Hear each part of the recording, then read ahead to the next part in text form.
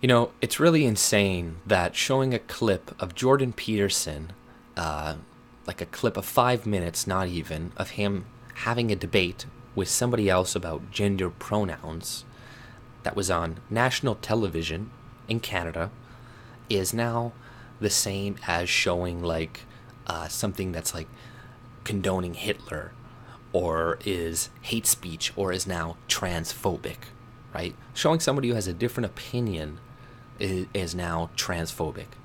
And this is the state of fucking universities today. And this is what people are talking about when they're saying they're like indoctrination, liberal bubbles, right? Like the girl who was reprimanded, Lindsay Shepherd, from showing this clip. Luckily, she recorded it, but she is a liberal, right? Or not even a liberal, like a progressive who who doesn't even agree with Jordan Peterson, right? Probably not on anything, right? She's a leftist herself, but even showing this without adding a ton of caveats made a couple of her students, feel like attacked or something, so they complained, and then it created this huge issue, got her into a discussion with three other professors, and they're all kind of like shaming her, reprimanding her. It broke down and crying, and it's like, this girl, even though I disagree probably with a lot of things she believes, at the very least she wants to facilitate an environment with open debate and where people can discuss things, right?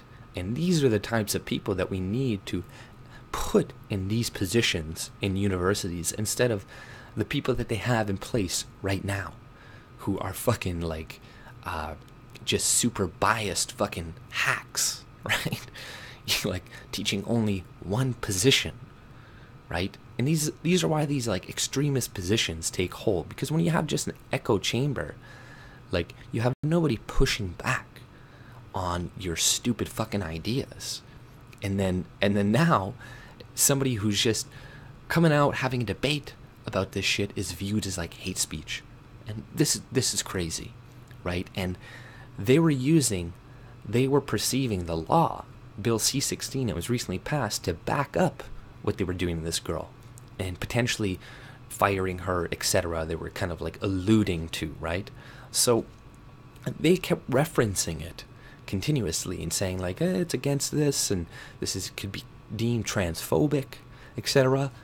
And it's like Jordan Peterson got a lot of hate because they're like, oh, he's misinterpreting the law, blah blah, this is not how it's going to be used. But it's like, hey, there are a bunch of these progressive teachers or professors in universities who are interpreting it this way. So clearly you didn't explain it properly for people, or this is how it is supposed to be taken. So which is it? You gotta clear this shit up for people, because things like this are gonna happen. And these institutions are already fucking super left-wing. These laws just help make them even more left-wing, because this is the only one that was recorded that we got to hear. I'll put the link in the description below. But there are probably tons and countless cases like this, right? And they demonize pretty much any opposing opinion. And they kept bringing up like freedom of speech and how people like Jordan Peterson, etc., used freedom of speech, how Nazis used freedom of speech to cover for what they were doing. And this is very insidious. Like, I see this from progressive liberals all the time, how they demonize freedom of speech. And this is why a lot of Canadians nowadays are against it, because they associate it with Nazis and stuff like that, which is insanity. People actually think freedom of speech is like an old idea. I've spoken to some Canadians. They're like, oh, that's outdated. We don't really... That's an old idea. We don't really need that anymore. It's like, where the fuck are you learning this shit? This is insanity. It's like, you're supposed to learn critical thinking in universities, not just parrot one fucking idea, right? This is nonsense. And something needs to be done. Like, these people need to lose a lot of their funding, and this needs to be blasted so more people can see it, so a lot of their donors are made aware, so then they can retract their fucking money, because it's not beneficial for anybody to have an environment like this, right, for your children, because They're not growing up able to critically observe the world. They only see it from one lens, and they're going to make decisions based on that one lens that they're going to be incorrect, right? And I'm not saying one side is right and one side is wrong about everything.